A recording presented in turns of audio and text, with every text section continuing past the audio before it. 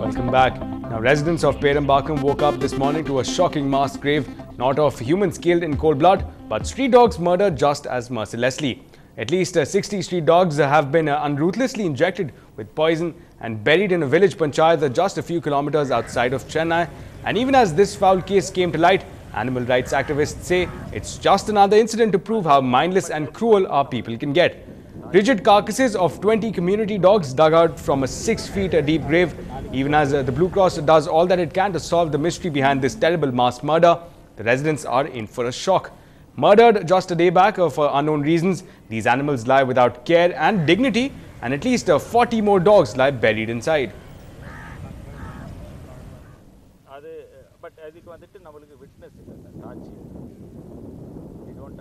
After coming here, I've seen just one dead body of the dog. I went back to the police. I asked the police to come and support me and to open up the grave. It's a mass grave where the local people have said that it is about 60 dogs buried in one mass grave. So the local police also, and a sub-inspector lady, she had come immediately and she has permitted us to exhume the grave, and I've been doing it. So far I've taken out 20 bodies of dogs, and there are still many more. I'm also tired, so I'll be going back to the police and lodging an FIR. We will be lodging a FIR on that with the PC Act, Prevention of Cruelty to Animals Act 1960. If the perpetrators are nabbed, they will be punished up to 3 months of imprisonment. So from this morning, since we got the phone calls, we came to the site. It took us a while to find out exactly where the site was, and once we found, there was a big mound of rubbish, and with that rubbish we had to remove all the rubbish, and underneath is where we first found the first dog. And then as we took the first dog out, underneath were many layers of dogs underneath, so it was quite heartbreaking to see. Well, the villagers confirmed that the ghastly operation began when the street dogs were rounded up yesterday morning. Worse, the organization responsible for this heinous crime is allegedly the village panchayat itself.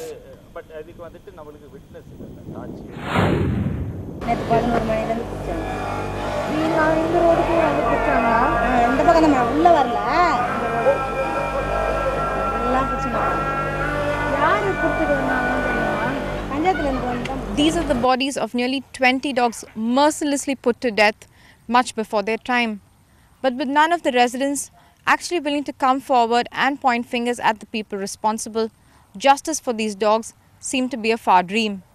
In Chennai, Pratiksha Ramkumar for NDTV Hindu.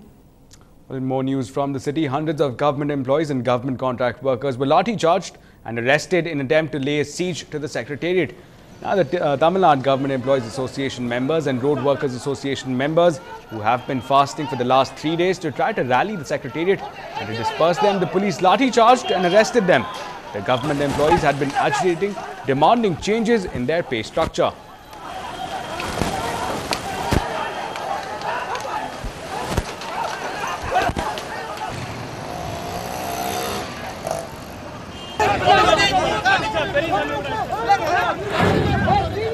நாங்கள் தமிழக முதல்வரை அவருடைய புதிய தலைமைச் செயலகத்தை சந்திப்பது என்ற அடிப்படையில் நாங்கள் தலைமைச் செயலகம் நோக்கி வந்து கொண்டிருந்தோம். அப்பொழுது காவல்துறையினரால் தடுத்து நிறுத்தப்பட்டு தடியடி நிறுத்தப்பட்டு பல தோழர்கள் மண்டையில் காயம் ஏற்பட்டும் உடலில் காயப்படுத்தி இருக்கிறார்கள்.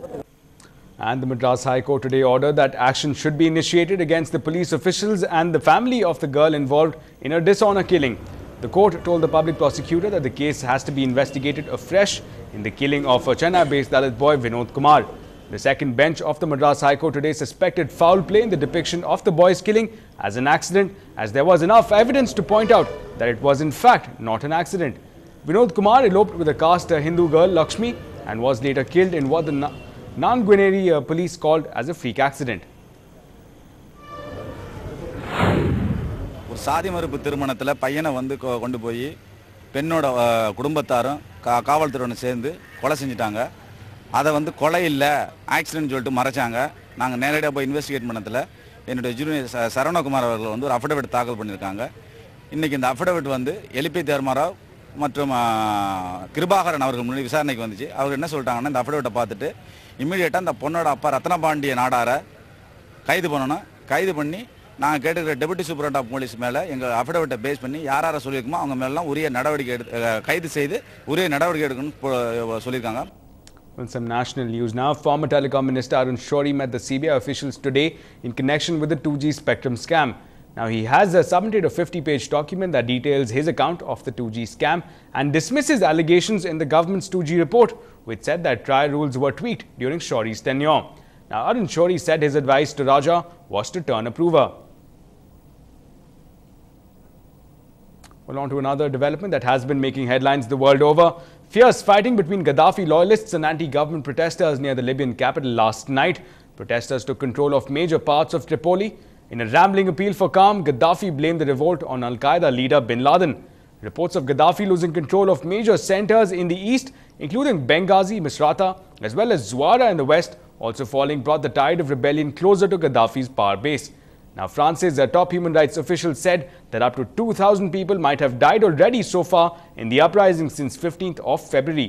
Now, the Swiss government said that it has frozen assets belonging to Gaddafi and his family. US, Europe and other countries meanwhile scramble to evacuate their people working in Libya.